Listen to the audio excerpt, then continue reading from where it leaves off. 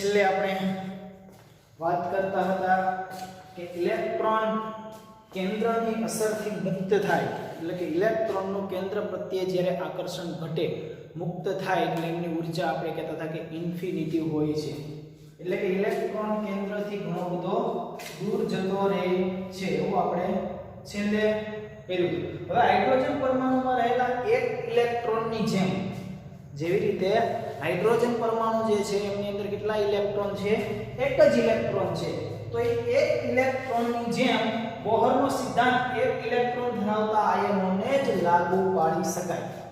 બોહરનો સિદ્ધાંત કોને લાગુ પાડી શકાય? કે એક ઇલેક્ટ્રોન ધરાવતા હોય તેવા આયનોને લાગુ પાડી શકાય. જેમની અંદર માનો કે આ હાઇડ્રોજન છે તો હાઇડ્રોજનની ઇલેક્ટ્રોન રચના આપણને દરેકને ખબર છે કે 1s1 કેટલા ઇલેક્ટ્રોન ધરાવે? એક ઇલેક્ટ્રોન ધરાવે છે. તો હિલિયમ જે છે હિલિયમ તો હિલિયમ કેટલા ધરાવે? હિલિયમ 2 ધરાવે. હિલિયમ પ્લસ છે કેટલો થઈ ગયો? આનો પરમાણુ ક્રમાંક 2 એમાંથી એક ઇલેક્ટ્રોન ગયો એટલે હવે તો એક જ ઇલેક્ટ્રોન લીધો. લિથિયમ લિથિયમનો પરમાણુ ક્રમાંક તમે દરેક જાણો છો કે લિથિયમનો પરમાણુ ક્રમાંક કેટલો છે?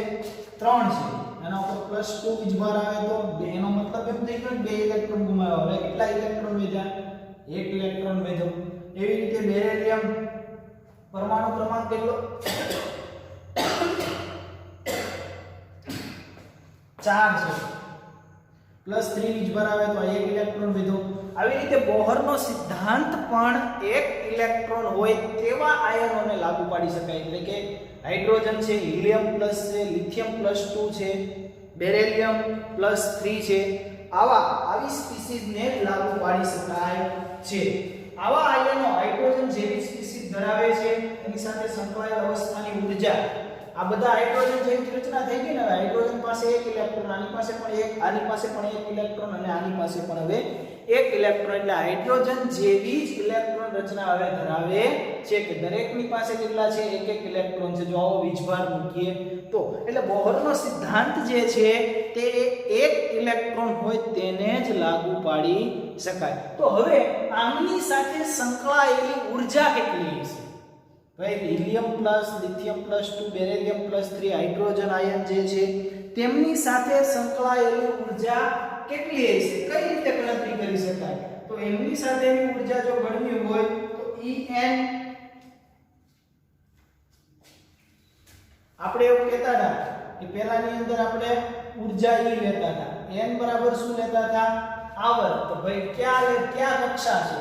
પ્રથમ કક્ષા, બીજી, ત્રીજી, ચોથી, પાંચમી, છઠ્ઠી, સાતમી. n બરાબર શું લઈએ છીએ? કક્ષા. રીડબર્ગ અચળાંક. રીડબર્ગ અચળાંક આપણે દરેક જાણીએ છીએ -2.18 × 10⁻18 જૂલ. આવું હતું. આ રીડબર્ગનો આપણો અચળાંક છે.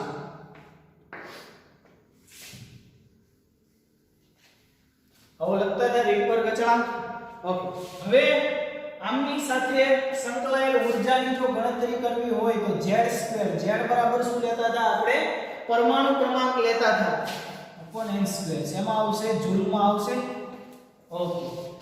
z શું બતાવે છે? એમનો પરમાણુ ક્રમાંક. n શું બતાવે છે? n એમની કક્ષા. કઈ કક્ષામાં છે? પ્રથમ, દ્વિતીય, તૃતીય, ચોથી, પાંચમી, છઠ્ઠી જે હોય તે. અહીંયા પણ એના માટે ગણતરી કરીએ છીએ. તો આ છે હાઇડ્રોજન જેવી સ્પીસીઝ જે ધરાવે છે બોહરનો નમૂનો. એક ઇલેક્ટ્રોન માટે એની ઉર્જાની ગણતરી કરવા માટેનું સૂત્ર છે. તો ગણી શકીએ આનાથી. હવે એમની સાથે સંકળાયેલી ત્રિજ્યા કઈ રીતે ગણી શકાય? તો એમની ત્રિજ્યાની ગણતરી કરવી હોય તો એ કઈ રીતે થઈ શકે? એમની સાથે સંકળાયેલ જો ત્રિજ્યા ગણવી હોય તો ત્રિજ્યા બરાબર 52.9 હતી. 52.9 into n². એનો cube square upon z picometre. અહીંયા a શું બતાવે છે? એનું મૂલ્ય તમને ખબર છે દરેકને આગળ આપણે ગણતરી કરેલી હતી. a બરાબર શું લેતા હતા આપણે? a બરાબર 52.9 પાઇકોમીટર લેતા હતા. ઓકે. જે વિદ્યાર્થી છે ઓલરેડી. ચાલો હવે z છે પરમાણુય ક્રમાંક છે તેનું મૂલ્ય 2, 3 અનુક્રમે હિલિયમ અને લિથિયમ પરમાણુ માટે લઈ શકીએ. z બરાબર કેટલું લઈ શકીએ? હાઇડ્રોજન માટે 1, લિથિયમ માટે 2, બેરિલિયમ માટે કેટલું લઈ શકીએ 4, લિથિયમ માટે 3, કેમ કે પરમાણુ ક્રમાંક 3 છે ને. તો આ Z છે એ આપણો બદલાતો રહેશે, પણ આ કોના માટે ગણતરી કરી શકીએ કે જે સ્પીસીસ છે એ એક ઇલેક્ટ્રોન ધરાવે છે તેના માટે આપણે ત્રિજ્યાની ગણતરીનું સૂત્ર લખ્યું. આગળ જે હતું તે આપણું કોમન હતું, સ્થિર કક્ષા માટેનું સૂત્ર હતું. ચાલો આગળ વધીએ. હવે ઉપરનું સમીકરણથી આપણે એવું કહી શકીએ કે Z ના વધારા સાથે ઊર્જાનું મૂલ્ય વધુ ઋણ બનતું જાય છે. Z જેમ વધે તેમ વધુ ઋણ થાય મૂલ્ય, વધુ ઋણ મૂલ્ય થાય. Z જેમ જેમ વધે તેમ ઊર્જાનું મૂલ્ય છે વધુ ઋણ થતું જાય. ઊર્જાનું મૂલ્ય વધુ ઋણ થતું જાય એનો મતલબ એવો થાય કે ઊર્જા છે વધુમાં વધુ રિલીઝ કરે છે, ઊર્જા છે વધુમાં વધુ મુક્ત કરે છે. એ વધુમાં વધુ ઊર્જા ક્યારે મુક્ત કરી શકે કે એમની પાસે ઊર્જા કેવી હોય વધારે. હવે Z નું મૂલ્ય વધે, Z એટલે શું? પરમાણુ ક્રમાંક. પરમાણુ ક્રમાંક જેમ જેમ જેમ જેમ વધતો જશે તેમ કેન્દ્રીય વીજભાર વધે. આપણને ખબર છે કે આવર્તમાં ડાબી બાજુથી જમણી બાજુ જઈએ છીએ તેમ કદ નાનું થતું જાય છે પરમાણુ ક્રમાંક વધવાની સાથે. આવું કેમ થાય છે? કારણ કે કેન્દ્રીય વીજભાર વધી જાય છે, જેના કારણે ઇલેક્ટ્રોનનું કેન્દ્ર પ્રત્યે આકર્ષણ વધી જાય છે, એટલે કદ નાનું થાય છે. એટલા માટે વધુ ને વધુ ઋણ મૂલ્ય થતું જાય છે, વધુમાં વધુ ઊર્જાની જરૂર પડે છે. અને ત્રિજ્યાના મૂલ્ય પણ કેવું થતું જાય? નાનું થતું જાય. તો આપણને દરેકને ખબર જ છે. આનો અર્થ એમ થાય છે કે ઇલેક્ટ્રોન કેન્દ્ર સાથે મજબૂતાઈથી બંધાયેલો છે. જ્યારે જ્યારે વધુ ને વધુ ઋણ મૂલ્ય એવો શબ્દ વાપરે એનો મતલબ એવો થઈ ગયો કે ઇલેક્ટ્રોન જે છે એ કેન્દ્રથી વધુ મજબૂતાઈથી જકડાયેલો છે. આમની પ્રત્યે આકર્ષણ બળ વધારે છે, અને આમના પ્રત્યે આકર્ષણ બળ આને વધારે ક્યારે હોય કે જ્યારે ધન વીજભાર એટલે કે કેન્દ્રીય વીજભાર છે ખૂબ વધારે હોય, એટલે આને વધારે મજબૂતાઈથી જકડાયેલો રાખે. ફરી હવે એને છૂટો પાડવો હોય તો ઊર્જા કેવી જોઈએ? વધારે જોઈએ કે તો વધારે ઊર્જાની જરૂર પડે તો મુક્ત થાય ત્યારે ઊર્જા કેવી કરશે? વધુ રિલીઝ કરશે. ઊર્જા જે મુક્ત થાય એને જે ઊર્જા મુક્ત થાય છે એને આપણે નેગેટિવ સાઇન વડે દર્શાવીએ છીએ. નેગેટિવ સાઇન વડે આમાંથી ઊર્જા મુક્ત થઈ ઇલેક્ટ્રોનને છૂટો પાડવા માટે જે ઊર્જા આપી તેને શું કરીએ છીએ? નેગેટિવ સાઇન વડે દર્શાવીએ છીએ. પરંતુ મુખ્ય ક્વોન્ટમ આંકનું મૂલ્ય જેમ જેમ વધશે એટલે કે n1 n2 n3 નવો કોષ ઉમેરાતો જશે. એનો મતલબ એવો થઈ ગયો કે આ પ્રથમ કોષ, આ બીજો કોષ, આ ત્રીજો કોષ, ઉપરથી નીચે આવો આવર્તની અંદર પ્રથમ આવર્તમાંથી દ્વિતીય, દ્વિતીયમાંથી તૃતીય, જેમ જેમ આવર્તમાં વધો તેમ ઇલેક્ટ્રોન શું થતો જાય છે? કેન્દ્રથી દૂર થતો જાય છે. એટલે એનું મૂલ્ય કેવું થશે? ઘટશે. કેમ કે ઇલેક્ટ્રોનનું કેન્દ્ર પ્રત્યે જે આકર્ષણ છે તે આકર્ષણ બળ કેવું થશે? ઘટશે. ચાલો આટલે આપણને દરેકને ખબર છે. હવે આ કક્ષામાં ઘૂમતા ઇલેક્ટ્રોનનો વેગ નક્કી કરવો શક્ય છે? આ કક્ષામાં ઇલેક્ટ્રોન જે ભ્રમણ કરે છે તેનો વેગ આપણે નક્કી કરવો હોય તો એ શક્ય છે? અહીંયા સંપૂર્ણ પરિશુદ્ધ સમીકરણ આપેલ નથી. ગુણાત્મક રીતે કહીએ તો ઇલેક્ટ્રોનના વેગની માત્રા કેન્દ્ર પરના ધન ભારના વધારાની સાથે વધે છે અને મુખ્ય ક્વોન્ટમ આંકના વધારાની સાથે ઘટે છે. મુખ્ય ક્વોન્ટમ આંક તમારો જેમ જેમ વધશે તેમ ઇલેક્ટ્રોન કેન્દ્ર ઉપર ધન વીજભાર છે એ શું થશે? ઘટશે. કેમ કે ઇલેક્ટ્રોન છે કેન્દ્રથી કેવો થતો જાય છે? દૂર થતો જાય છે. એટલે કોઈ પ્રેક્ટિકલી નથી આપણે કહેતા, પણ આપણે ગુણાત્મક રીતે એવું કહી શકીએ છીએ કે ઉપરથી નીચે આવીએ તેમ કેન્દ્ર ઉપર ધન વીજભાર છે ઘટતો જાય છે, કારણ કે નવો કોષ ઉમેરાતો જાય છે. જ્યારે એક જ આવર્તમાં આવું બનતું નથી. એક આવર્તની અંદર શું થાય? એક જ કોષની અંદર ઇલેક્ટ્રોન ઉમેરાતા જાય છે.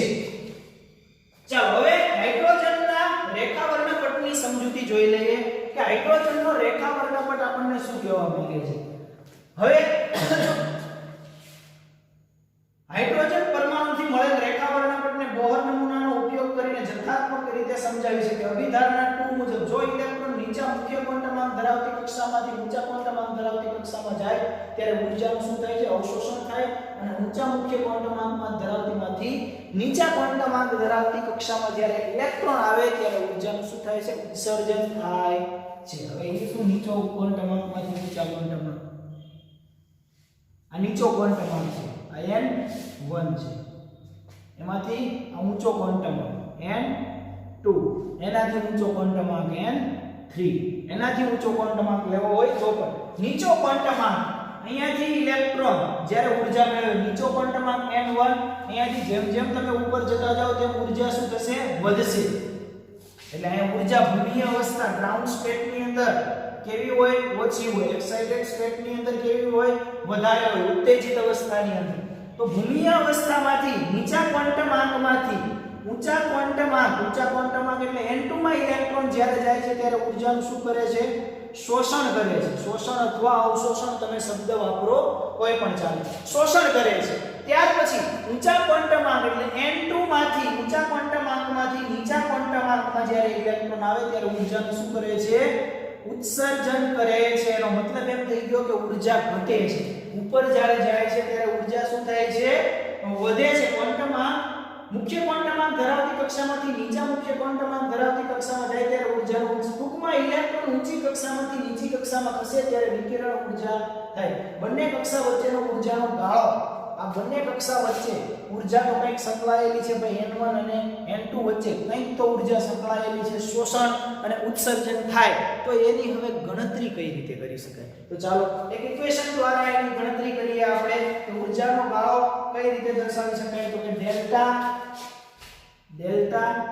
E is equal to આને હું શું કહું છું ફાઇનલ સ્ટેટ કહેવાય આને ફાઇનલ અને આને ઇનિશિયલ એટલે શરૂઆત કહેવાય ઇનિશિયલ એટલે શરૂઆતનું સ્ટેપ અને ફાઇનલ એટલે ફાઇનલ સ્ટેપ છેલ્લું એટલે ફાઇનલ સ્ટેપ તો E ફાઇનલ ઊર્જા કોની ફાઇનલ માઈનસ ઊર્જા કોની ઇનિશિયલ સ્ટેપની E I આની ઊર્જા માનો કે 500 છે ફાઇનલ એટલે આની શરૂઆતમાં કેટલી હતી 200 હતી તો 500 માઈનસ 200 કરો એટલે કેટલી મળે 300 final E final minus E initial I કોનો છે ઇનિશિયલ F કોનો છે ફાઇનલ નો છે ફાઇનલ ઊર્જા જે મહત્તમ ઊર્જા જે ઇલેક્ટ્રોન વધારે ઊર્જા ધરાવતા ક્વોન્ટમાંક ઊંચા ક્વોન્ટમાંકમાં જાય છે તેની ઊર્જા એને આપણે ફાઇનલ સ્ટેટ કહીએ છીએ અને ગ્રાઉન્ડ સ્ટેટ એટલે ઇનિશિયલ સ્ટેટ જે શરૂઆત કરે છે ઇલેક્ટ્રોન તેને આપણે ઇનિશિયલ સ્ટેટ કહીએ છીએ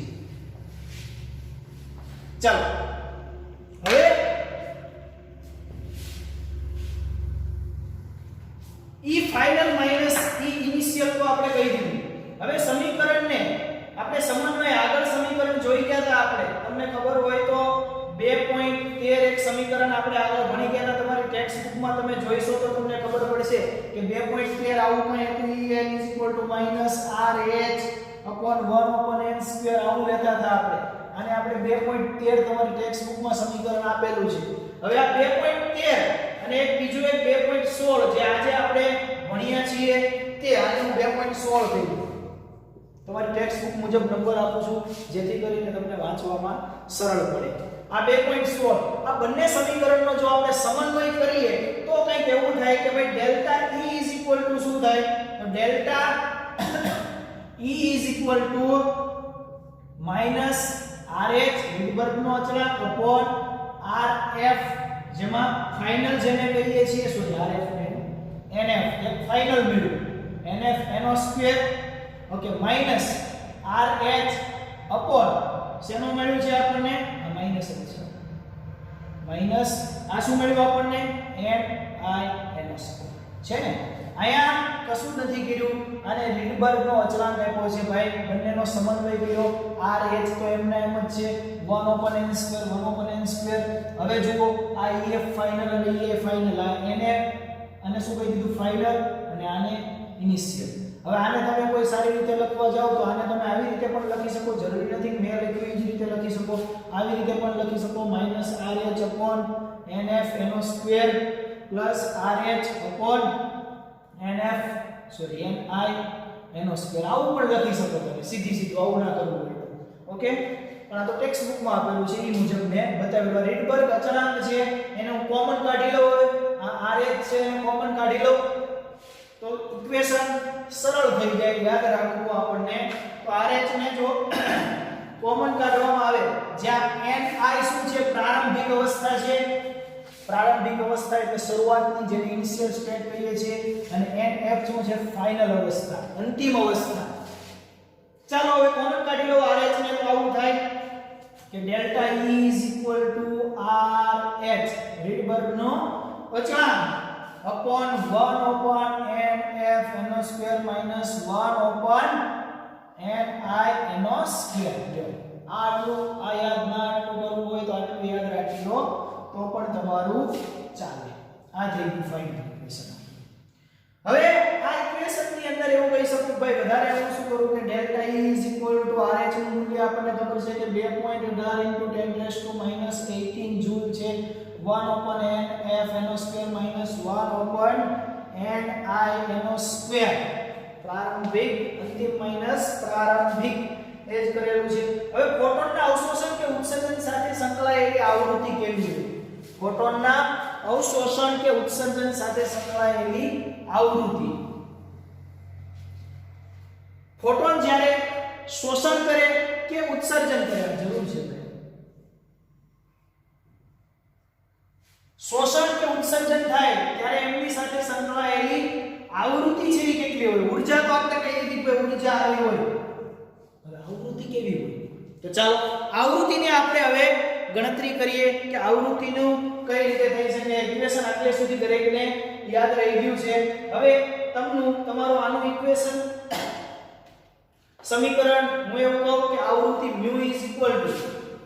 આ ભૂસી નાખું. તમે ટેક્સ્ટ બુક ખોલી રાખજો કેમ કે મારે કેમેરાની અંદર બોર્ડ થોડું આવે અને લખવાનું જાદુ છે.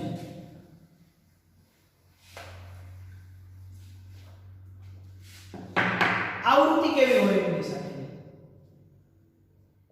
ચાલો આવૃત્તિની આપણે ગણતરી કરીએ કે ફોટોનના અવશોષણ કે ઉત્સર્જન સાથે સંકળાયેલી આવૃત્તિ μ કેવી હોય?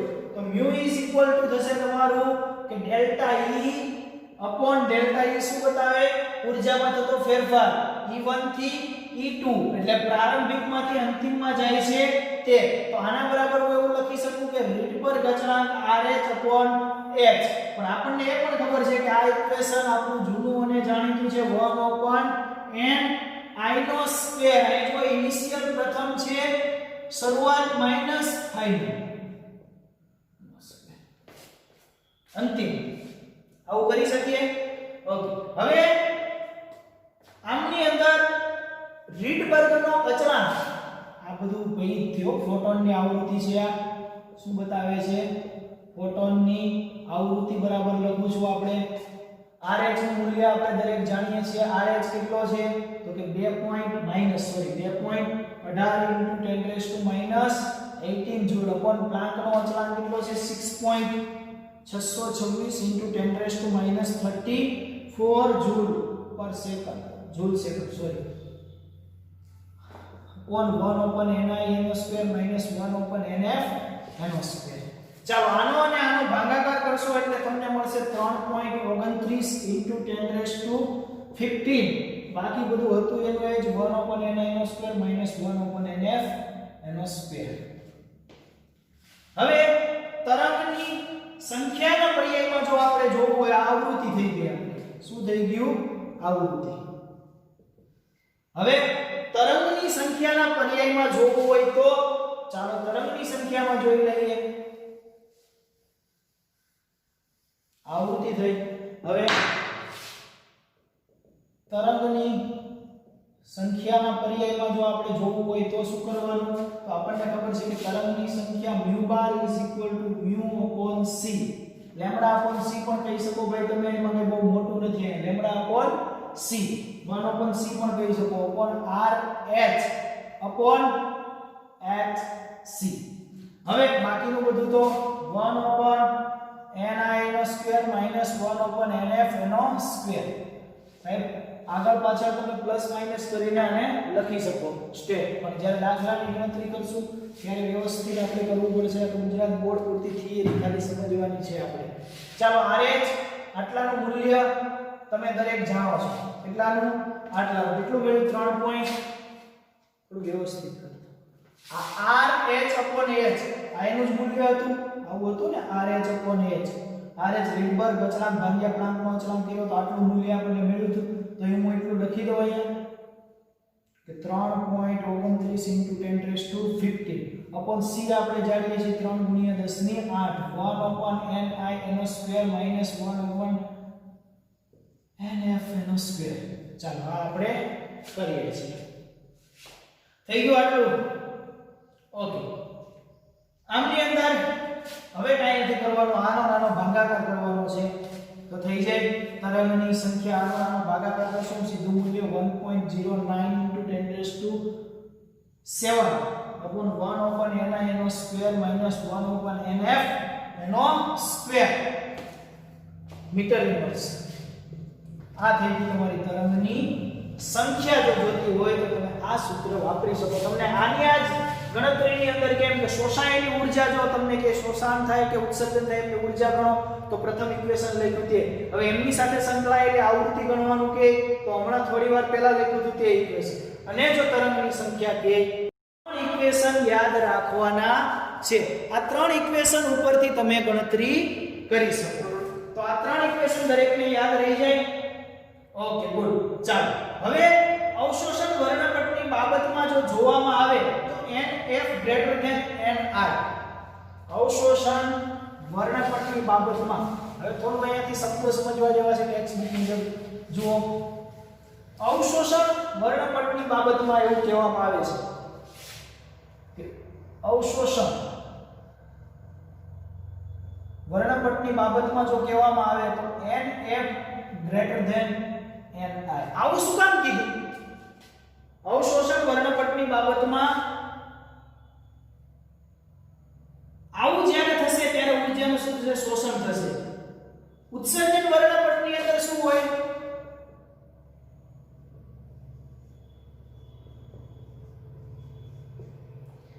જ્યારે ફાઇનલ છે, ઇનિશિયલ કરતા ફાઇનલ ઘૂસાઈ જાય છે.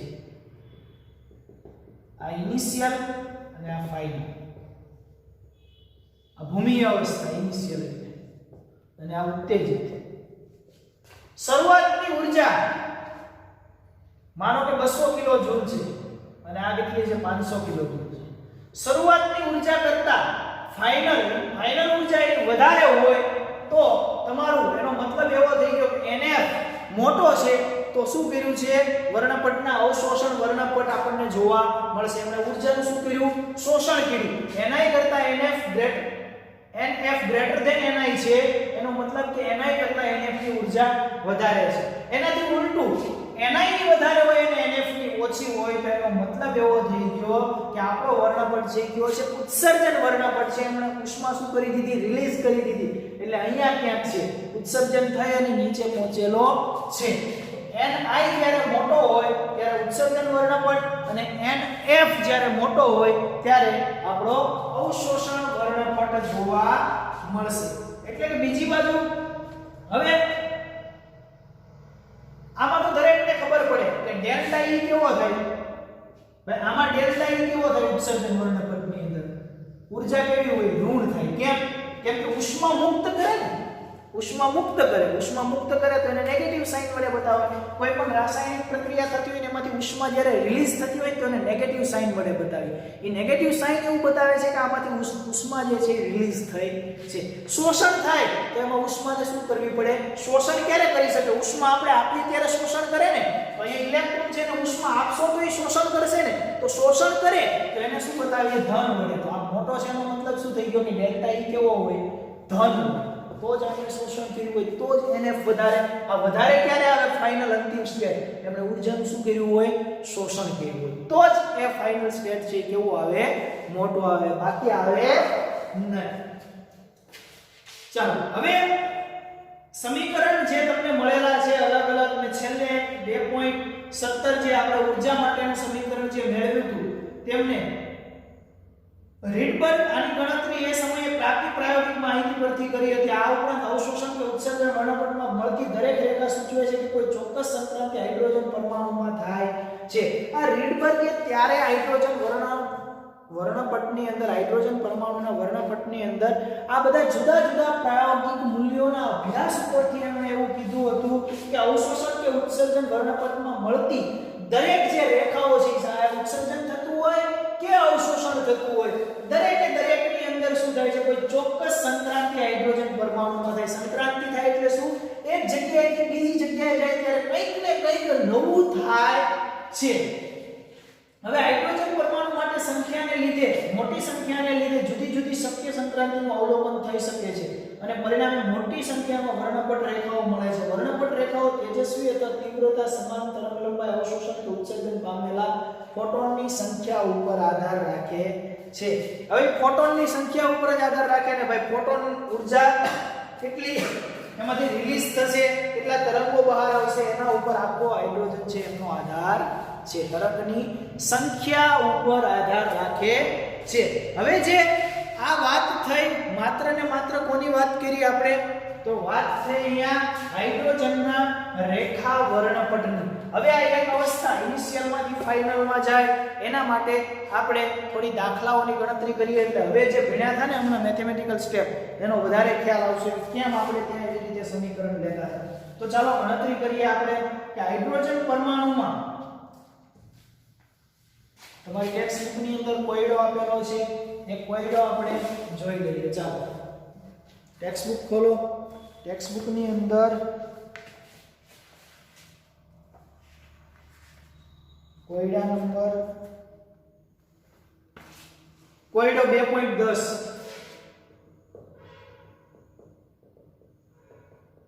એવું કીધું કે hydrogen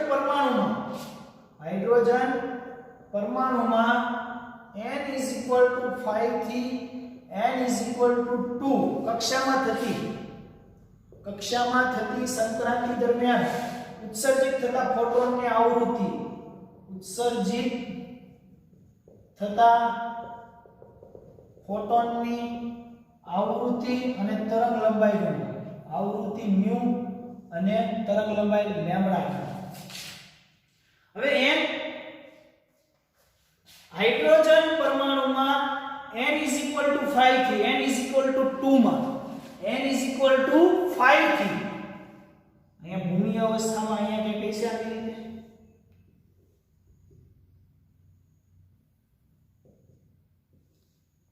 n1 n2 n3 n4 n5 n = 5 થી n =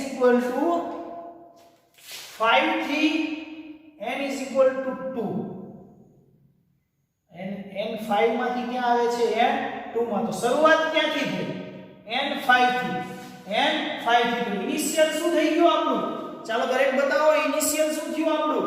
તો ઇનિશિયલ સ્ટેટ દરેકને ખબર પડી જાય. તો ni કેવું થઈ ગયું, ni = 5 અને nf એટલે ફાઇનલ ક્યાં સુધી આવે છે n2 સુધી એટલે 2. આ બે કિંમત આપણને મળી ગઈ. ચાલો આ સંક્રાંતિ બામર શ્રેણીની છે. તમારા વર્ણપટની અંદર જુઓ તો n = 2 માંથી જે પેલો હાઇડ્રોજન વર્ણપટ હતો એમાં જોઈ બામર શ્રેણી બતાવશે, 5 માંથી 2 માં આવતું હોય છે. ઓકે, તો એ શ્રેણી કઈ થઈ, બામર શ્રેણી થઈ. હવે આ ક્યાં આવે તો દ્રશ્યમાન વિસ્તારની રેખાઓનું સમીકરણ છે. તો ચાલો ગણતરી કરીએ. ગણતરી માટે આપણું સીધું સૂત્ર છે કે ડેલ્ટા E રકમની હવે જરૂર છે નહીં, આપણે બે વસ્તુ સમજી લીધી. બે વસ્તુ આપણને ખબર પડી ગઈ કે આપણો ni છે કેવો છે 5 છે અને nf છે કેવો છે કેટલો છે 2 છે. ચાલો ડેલ્ટા E રીડબર્ગ અચળાંક કેટલો હતો 2.18 × 10⁻⁸ જૂલ / 1/1 શરૂઆત થયું હતું ઇનિશિયલ. તો કેટલામાંથી 5 માંથી 2 માં જાય છે તો n5 ડાયરેક્ટ લખી દઉં n5. તો n5 n સ્ક્વેર એટલે n5 નો સ્ક્વેર -1/n2 માં જાય છે. મોટામાંથી જ નાનું બાદ કરવાનું. ઓકે, બીજું યાદ ના રહે તો કાઈ નહીં, n2 એનો સ્ક્વેર થાય. ઓકે, આવી સંક્રાંતિ થાય છે. તો આનો જવાબ તમારી ટેક્સ્ટ બુકમાં અને તમે કેલ્ક્યુલેટ કરશો એટલે -4 પોઈન્ટ કેટલો આવશે 58 × 10⁻⁹ જૂલ આવશે. હવે ઉત્સાહ આ શું થઈ ઊર્જા મળી. આ તો આપણને શું મળી ઊર્જા. આપણે કહ્યું કે ડેલ્ટા E છે આ તો ફોટોનની આવૃત્તિ ઊર્જાની માત્રાના પર્યાયમાં લઈએ તો આપણને ખબર છે કે આવૃત્તિ શું લેતા હતા μ = ડેલ્ટા E/h.